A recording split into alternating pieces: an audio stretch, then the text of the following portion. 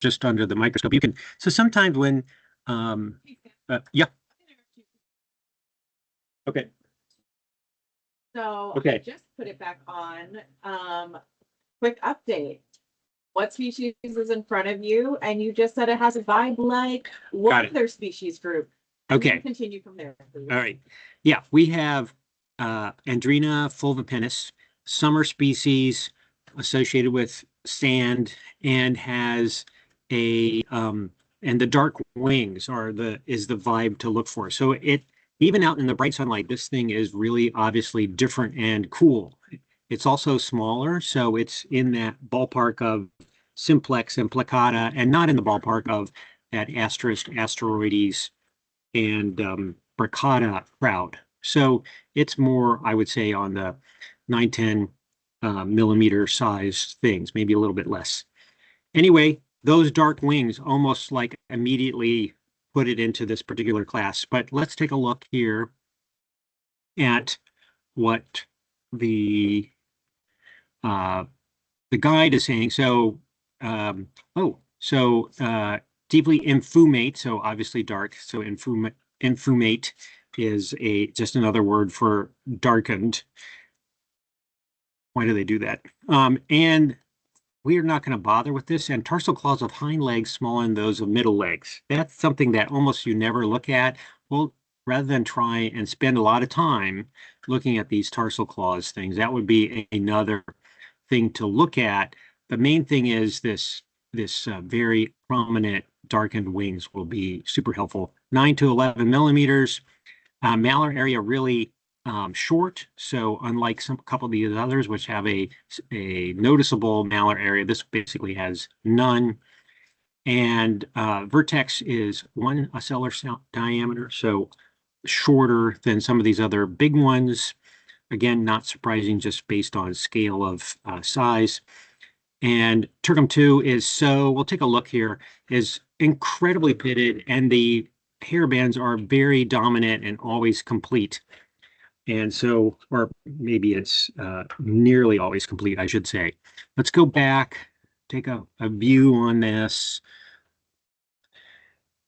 On your own time, with your own fulvipennis, you can look for the tarsal claw things.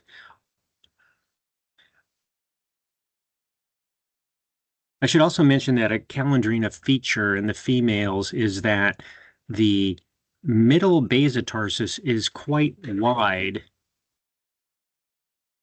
compared to the tibia, and to, I think, also the hind basotarsus. So that's noticeable. Helianthi, as we'll talk about, has a little bit different. So first, these hair bands are very dominant. So again, it's part of the package of making this a very striking bee. Now, when we look at the close-up of the surface, we see basically no pits. If they are, they're so covered in this tessellations. You can see when you look at these kinds of things, it looks like almost pebbled, but it's highly reticulated, whatever you might want to call that. But it's obscured, or some people were just refer to it as dulling the surface, that it's not really reflecting any light whatsoever. It's one of the most extreme cases here. Rudbeckia, which is something that we'll cover elsewhere, and a couple of the other members of this group also have this kind of abdomen, which is another sort of Callandrena maybe clue. And you can see that unlike the braccata, it's got a very dark set of T6 and T5 hairs. Looking up, so I would just say as a general comment, in Andrena females in particular, taking a glance, if you're trying to split your specimens up and you have two close to ones, always look at the rear end here, because sometimes the color helps clarify things. So it'll be lighter or darker or slightly yellow or slightly not yellow, black versus brown versus tan versus cream versus white. All are possibilities, and that's where variations often show up, is on the tip of those hairs. I think that largely, again, Claire will alert me to things in the chat. I think that largely covers fulvipennis. Just a lovely species, rare. If you have it, you've got a very cool place for sure. Okay, yeah, we covered that. Now we're going to jump to a pretty common pair, placata and simplex, and they're often confused and often, so in my experience, placata is uncommon and simplex is much more common. So it'd be great to put into the comments what anyone else is seeing. And a lot of what happens is you'll get a whole string of simplex from an area. It's usually on um, frost asters, symphotrichum, and or sometimes goldenrods, but that kind of floral group, they're specialists in that that cluster late in the fall. And so often I get a whole bunch of simplex, then I keep trying to make some of them into placata. But we're going to now show those, and I'm putting away my fulvipennis and get into the differences, most of which really come down. The most prominent really is the abdomen, but the problem is that if you don't have the two together, you try to make the simplex, I do at least, into placata by like, oh, I guess it's kind of shiny. So we're going to look here. We're looking for, so you can see here, we cover this as a pair, and then we cover so you can separate it out from these others. And smaller, whiter is sort of a shortcut way of talking about those two. And then we cover the two later in their own pair because, as it says, very similar. And hybridized throughout their range, that's something that LaBerge and his crowd of grad students like to talk about. I'm just not sure. It'd be nice to see. I've not seen anything that molecularly demonstrated, drop something, molecularly demonstrated this. But I think what we're coding here is that, yeah, they're hard to tell apart.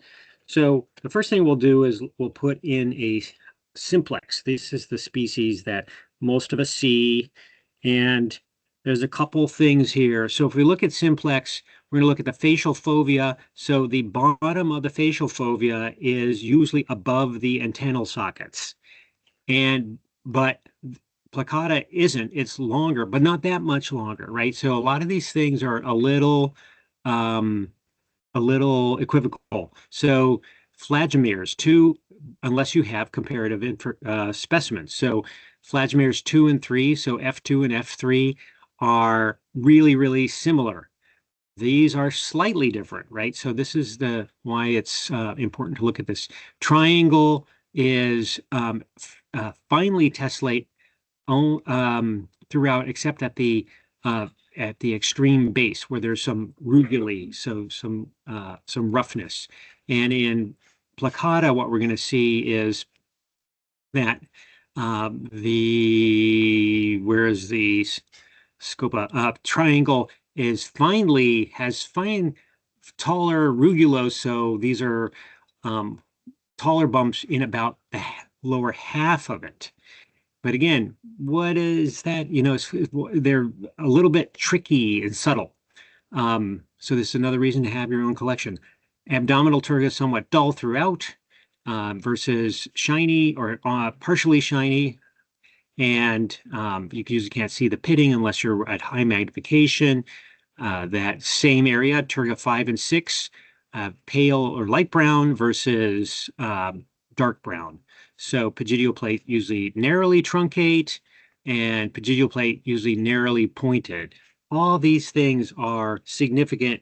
And what we're saying is you really want to compare the two and to understand it's very difficult to be absolute about telling them apart. But let's go through this. So the first thing we'll do is take a look at the facial fovea and with this particular specimen and look at the bottom of it. Pulling up simplex? I'm pulling up simplex, Andrena simplex here. And so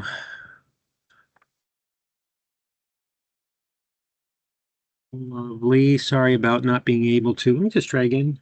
Nope, not doing it for us. Doesn't seem to want to take keyboard instructions. Oh, I wonder if I do it off the laptop. Control Shift F. Oh my God. Weird. Oh. So, okay, game on.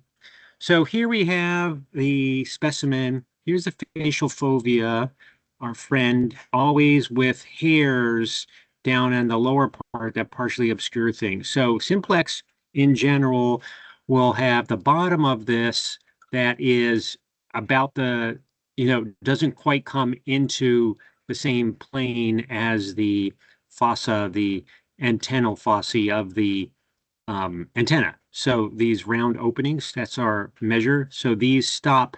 It's a little bit oblique here as you can't quite see it, but they're coming close. They're coming near to the upper edge, but they're not really going to the lower edge. You'll see why this is yet another subtle character. We're going to jump now to the tergites, which is probably the best character, particularly if you get familiar with them and you have more than just one of the two species. So what we're looking at is a zoom in thing. And what I want you to look at is tergum 2 and see that it's basically also like we have seen in other species, but not quite as extreme. You can see that there's more openings between those lines, not quite as tightly packed, but it's pretty uniform. So I'm just changing the focus throughout T2. And you can see basically the whole thing is pretty darn dull. That's going to be different in placata. In fact, I'm just going to show you a placata right now because of these, because it's good to contrast the two, and particularly in this one. The other features are more, need that less. This is, I think, the best feature to look at. So what we're looking for is the abdomen tergites to be essentially shinier. And then when you look at them closely, you realize, oh, well, there's still these tessellations there, but I can see some better reflections in it, and I can also see some pitting. And this is kind of throughout the abdomen. So we have the usual lighting problem here, but already you can see here, here's T2 at a oblique angle. We'll change it again. And you can see pits in there. And if we jump up as much as we can, you can also see that there still is a background of this tessellation, these shagreening, these microscopic lines that are not completely dulling the surface. They're present. You certainly can see them. In lazy glossum, we would say that they are, present in that thing. But within this species, the contrast is quite extreme. Like we really would have a hard time seeing any pitting in simplex, and it mostly would just look like a big sea of, I'm changing it again so you can see a slightly different view, a big sea of tessellations rather than a big sea of pitting. So this is kind of a good view. We are looking towards the lower part, but it's the whole it's not just T2, it's the whole abdomen is basically doing the same thing, which is lighting is poor there. So if you look, so this is the same specimen. T2 now from this angle looks like it's just all tessellated. But if I go down and I'm telling you that these specimens are uniformly, the surface sculpturing, pitting, and tessellation is the same.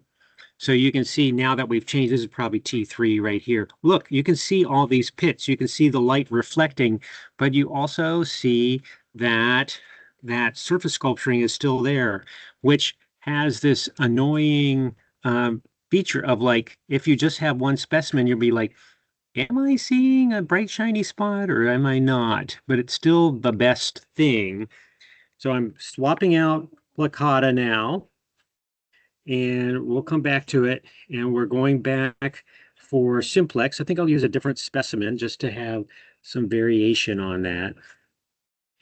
And then we're going to look at antennal lengths. How lovely is that? So let's take this one and we're going to look at its abdomen. So again, simplex coming up. There we are.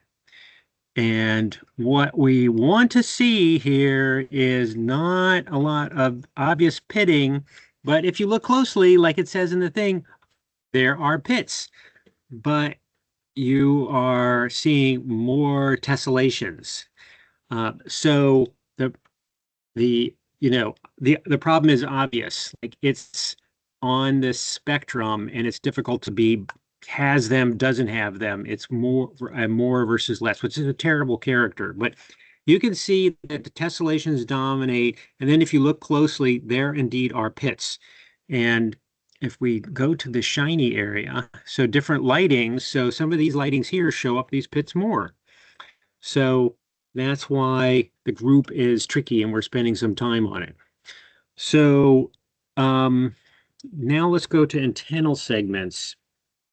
So with antennal segments are useful in the same way, but we're really trying to develop a weight of evidence approach for separating these out. So looking at all of the suite of characters and you end up, I do at least, going back and forth a bunch of times on these things to try and resolve what I'm looking at. Okay, so what we're looking for is F2 and 3, so flagellar segment 2 and 3. And I'm trying to get the focus just walks. Here's F1, there's the border. Here's F2, there's its border. Here's F3, that's border. F2 and F3, get it in focus again, are largely about the same size. Okay. So in nature, is anything the same size? No. So there's always little subtle differences, and you could maybe imagine it one way or the other, but roughly they're the same size. Now let's jump to our friend placata. And these species often show up at the same spot. So you can't be like, oh, well, that one's simplex, so they're all simplex. Not so. All right, we need to get a good headshot here. Let's see what we can do.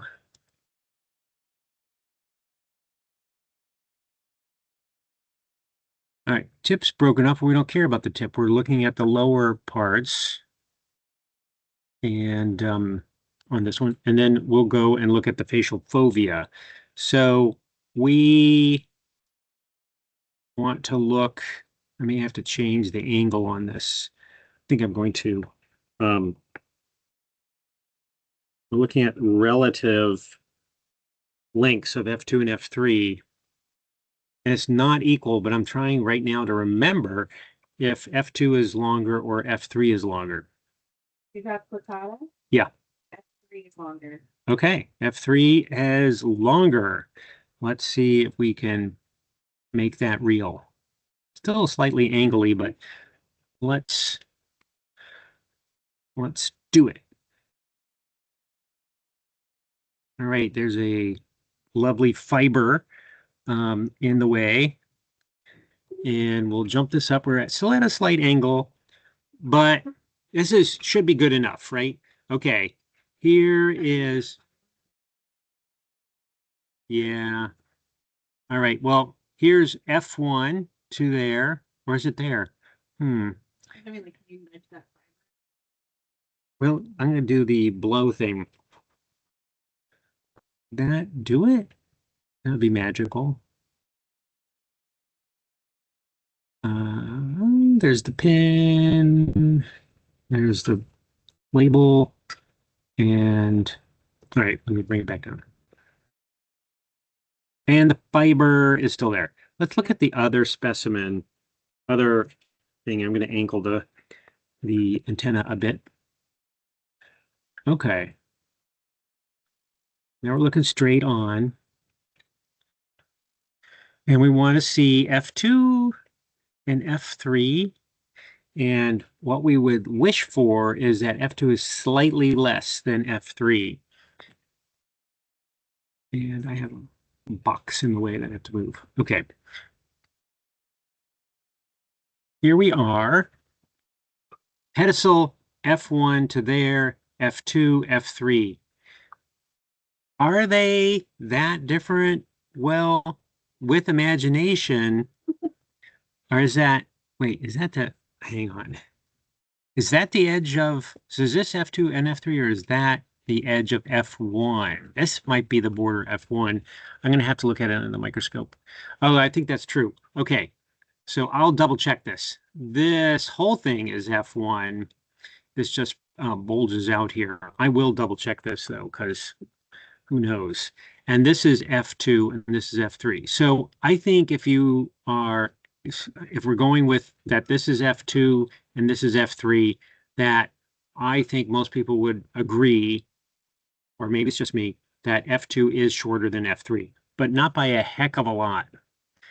And I'm going to look at it now, and then we're going to switch to looking at some facial fovea. I'm just going to bring up, Eric says in the chat, correctly, I believe, these bees could easily be confused as halictus based on looking just at the abdomen.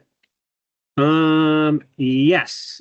A couple things. One, very quickly, you would see well, maybe not very quickly, but Yeah. they have facial fovea, and also their wings wouldn't have that bent down aspect to the which wing is which to the wing vein, whose name is it recurrent?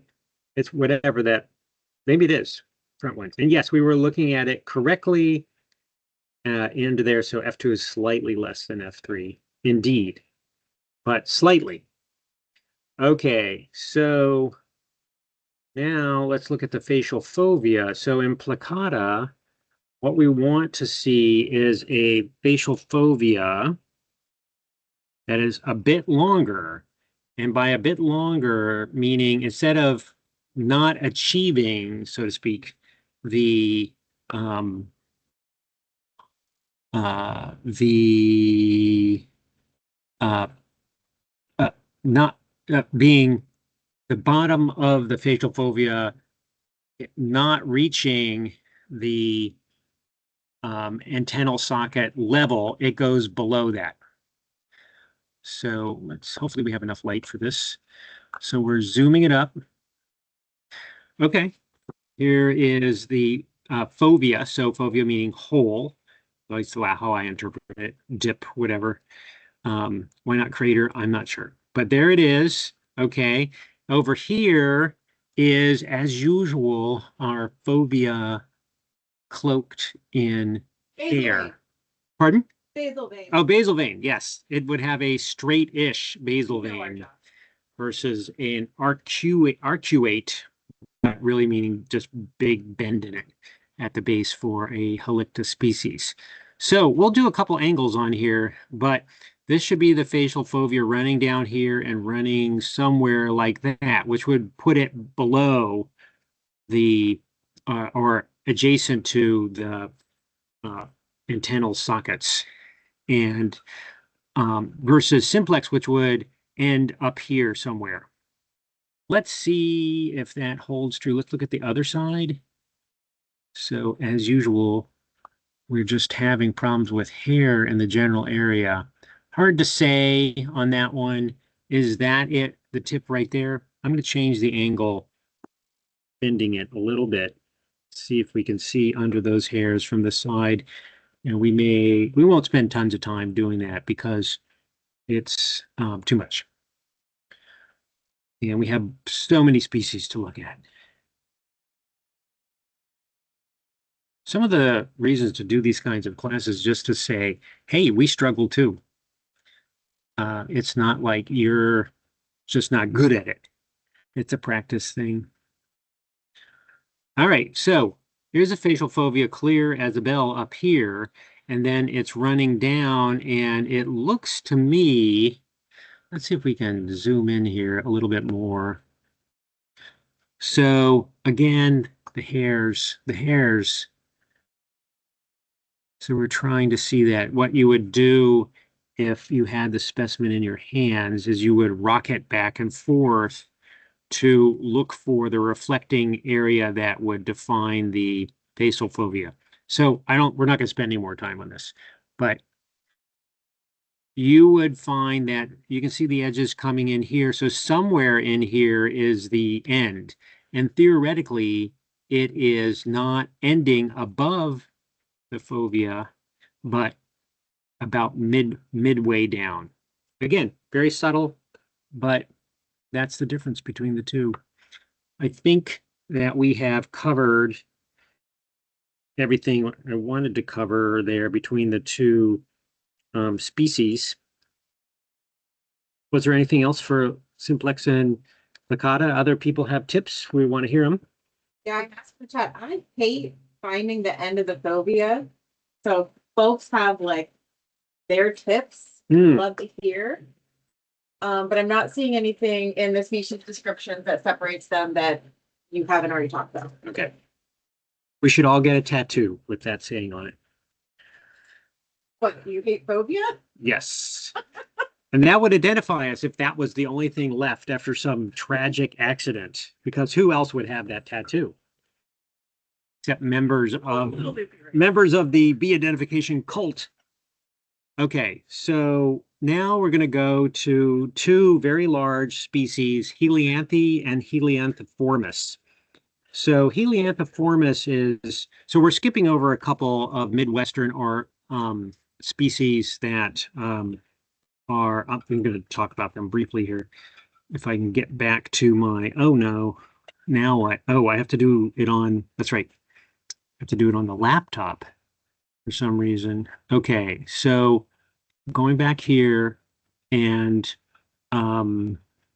we have, these are all the Callandrenas of the East, theoretically. So crawfordi, that's a Midwestern species. I don't have any experience with that. If anyone has some, throw it in there. Duplicata, very uncommon. I've never seen one, and it's got scattered records, I believe, up in New England mostly, none for Maryland, ever. And so I'm going to skip over that because I really don't have it in the collection or much to anything to say about it. We'll come back to Gardneri and those here in a bit. So we're going to jump now. What time do we have? It is 45. Okay, good. We can at least begin to talk about helianthi and helianthiformis. These are big species, and as the name implies, associated with sunflowers. The helianthi extends into the east quite a bit, still really uncommon. We just got through iNaturalist, thank you, a first record for the state of Maryland. It shows up more commonly in New England, and it is just another measure of how little sunflower, perennial sunflowers are we have in the regions anymore, because we're not seeing these sunflower specialists. So that's always one of my messages when I talk to gardeners is like, more sunflowers. So, and then helianthiformis is really a Midwestern species, and most of the Far Easterners are not going to see that, at least right now at this point. So helianthi, there's no couplet that separates these two because there's a couple of characters that are pretty good on them. So I'm going to take off its label and bring this into here.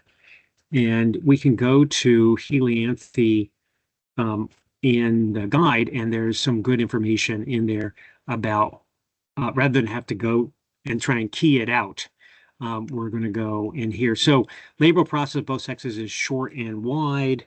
We'll take a quick look at that. Female is noted that the mid-basotarsus, we explained that the mid-basotarsus is often very much expanded. This is not, in this case. Clypeus is shiny, so a lot of these other similar species, Rebeckia and whatnot, and it have very dulled, the entire Clypeus is just covered with minute, small microscopic lines, and it's not really reflecting. Flattened and black, I'm not so sure about that, but that's what I got from somewhere. Vertex is short, so a lot of these others have vertices that are 1.5 to 2 acellar diameters. We have a podium, corbicula, incomplete internal hairs, so there's no hair on the outer edge. And the propodium in the back is tessellate. And actually, we didn't show the placata simplex propodial triangle, but that's okay.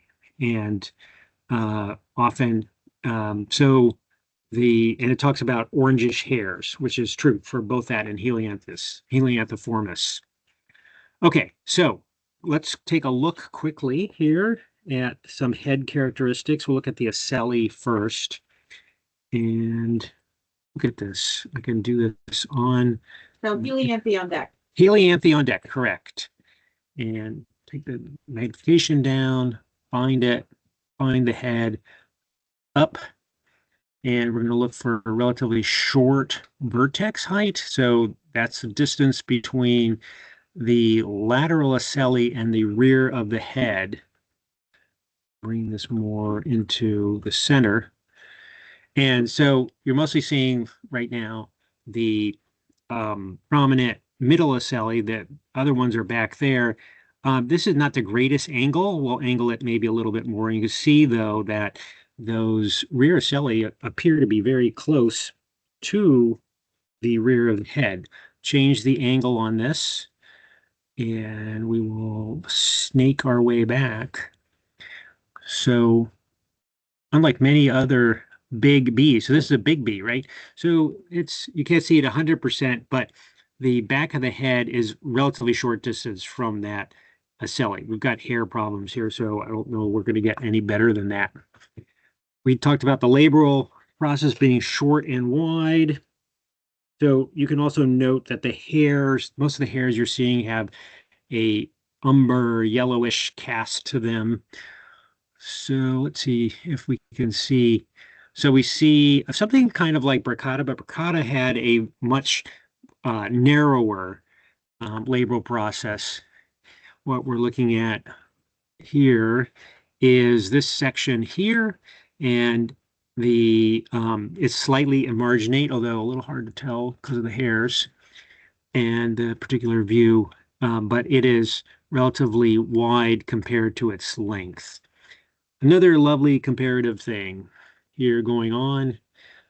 It's had mentioned that the Clypeus was flattened, short, and black. It certainly is black.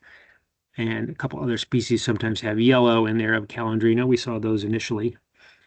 And you can see it reflecting light. It's not a lot of tessellations in those areas, and others will be completely dulled. Flattened, hard to see in a screen like this. So we're going to not spend a lot of time thinking about flattening. You can see the vibe of the back of the specimen, lots of hairs. Not sure if it's broken there or not. We've got a lot of reflectance, so that means it is reflective. Not completely, although I think it might be just the lights. So if we go way in, we're again seeing, I can see the pits, not very well, lots of dulling. What does it say here? It's basically the short, oops, wrong thing. The short vertex, short being short. I don't know if it's exactly, if it's less than one or one, but it is short compared to others. It's going to be some of your best thing. I'm not going to look at this, the corbicula, because hard to see. And we'll look at the propodium really quickly. It really doesn't talk about, oh, the mid-basotarsus not being expanded, because we'll have helianthiformis up next. Let's see if we can see a not expanded one, and we'll try and jump into the bag of helianthiformis. That's a pretty key character for the subgenus. Pardon? So that's a pretty key character for the subgenus. So yeah, that if you like me, start right with one of those keys. Yeah. So, but I mean, specifically, it's saying that helianthus is not like that in the middle legs. So now I got to find the middle legs. I'm not sure. Is this one the middle leg or the hind leg? I am thinking that's the hind leg. Let's go to the other side. Let me look under the microscope first. Sometimes specimens get busted. And I have a front leg and I have a middle leg here, or is it a hind leg, and missing one leg on that side, as well as on this other side. So what we're looking at, I'll show you, will be the mid-basotarsus of the middle leg. And according to the book, it is not greatly expanded, but we have another helianthiformis, its cousin, coming up, and we'll see if that appears to be the case. So so several things are broken off on here. What we're looking at front and center where the crosshairs are is the basotarsus, and we're comparing it to I think it's the basotarsus. Are we even looking at nope, there's the tibial spurs. So there's the femur. So this in comparison to this, and then also often you'll compare this width to the hind basotarsi, which are gone on this specimen. So we'll see if this now shows up when we jump to helianthiformis. So in the east, we don't have a problem with separating them because they're just not there. Although maybe they will show up someday. But they seem to be pretty solid prairie province things. So I'm going to put helianthi away and bring in helianthiformis, and we'll go right to the hind basotarsi because why not? So I'm going to get my shot lined up here under my microscope. And there is, okay, there we go. That'll give us the mid-basotarsi on here. And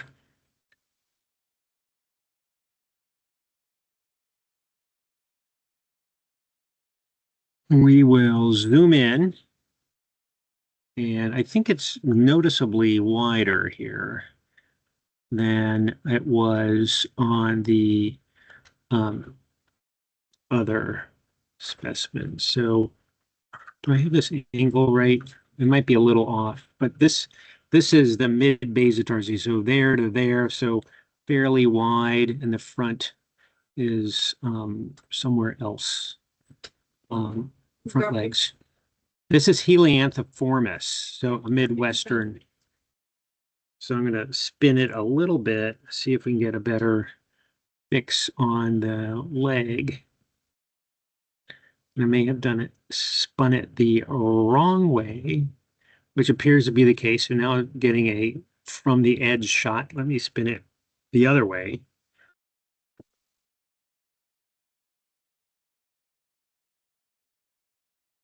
I think I'd be better at this by now. So front leg, middle leg, basotarsus is right below that pin. And I think we're just looking at shape. So I'm not going to worry about the pin being in the way, but it is broader. Okay, so there's that broadness. And if you think about your other Andrena, this would be a narrow specimen, a narrow segment, and not a heck of a lot wider than the basotarsus is a modified tarsal segment, and most of them are wider than the tarsal segments, but not that much more wider, and certainly not this wide. So helianthiformis is giving us a wide mid-basal segment shot. Let's take a look at, well, maybe we should go online, but let's take a look at the ocelli because we're looking at that in the others. Both these two, I believe, have fairly dark wings. This one certainly does. Not as much as fulvipennis, but the aspect even here when it's not in focus under bright light is it's darkened, infumate. So let's take a look at our back of the head shot. Again, slightly not the best angle. Maybe we'll shift that. Yeah, I'm going to shift it because we're looking at it from the back on instead of on the back of the head. So that's good. So it's pretty much the angle you want, which is at right angles to the plane of the head. And you can see there's one distance that's about there. So you're closing in on 2 ocelli away from the back of the head. So that really is going to help separate this particular species. We go back here and we go to helianthiformis and see what is in here. We're just going to do this, the upper part. There's other people's information is below. So it says, especially echinacea, very interesting. Similar to Rudbeckiae and Beameri, but separated from these species by shiny pitted clypeus. So remember, the clypeus in helianthi was also shiny, but the ocelli were near the back of the head. So, and it's also pointing out that it has darkened wings, which helianthi really doesn't have darkened wings. So I think the big B darkened wings, and then we'll take a look at the clypeus here. And I feel like we are running low on time. We are, but I don't know. All right. All right, we're gonna start, except for our safety inspection. We're going to go here and look at the head of this. And look at that shiny clypeus staring at us upside down. So in the scheme of things, this, and next time we're on deck, we'll look at Rudbeckiae, which is a reasonably common species, leaks all over the place into the east, similar to helianthi, but a little more common. And this should be all completely dulled. And this one, it's not. You have, but I think also Rudbeckiae is has wings that are also a little bit darkened, but this is very dark. It's very noticeable on a big helianthus stem. You can see that it also has the coloration of the hairs tends to be towards this orangish amber, yellow ish, out of focus. You can even see, oh, that's kind of orange aspect, not the whites of placata and simplex and some of these other species. Big. So I think that's probably a good place to stop and ask if there's any questions from anyone. And observations and what you found and all that is a useful aspect to these discussions.